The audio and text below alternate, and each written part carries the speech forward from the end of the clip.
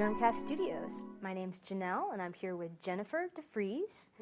Jennifer is with the National Alopecia Areata Foundation. Welcome, Jennifer. Thank you.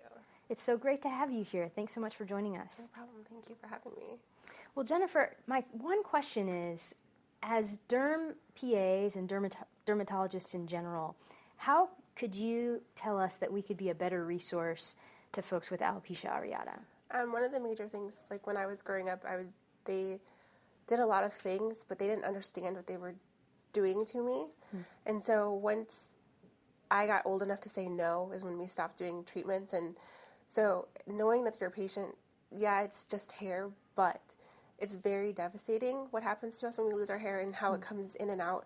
And they just need to be aware of how much of an impact the hair does have and how a lot of patients are willing to do whatever it takes to get it, and then some just don't want to do anything at all.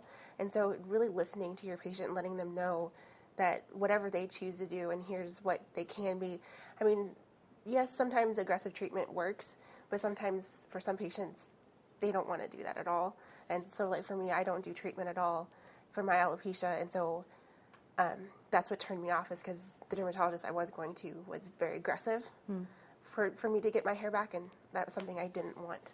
And so, but if they just knew that, then I probably would have kept going and maybe had other treatments to try things, because we're not an experiment, but we need that little bit of a push, but not be thrown over a cliff, I guess. Yeah, that's helpful. Yeah. So listening and asking better questions and being a source of understanding instead of aggressively pushing treatments. Exactly. It's all about going past what the patient wants and kind of getting used to what they want to do, kind of thing.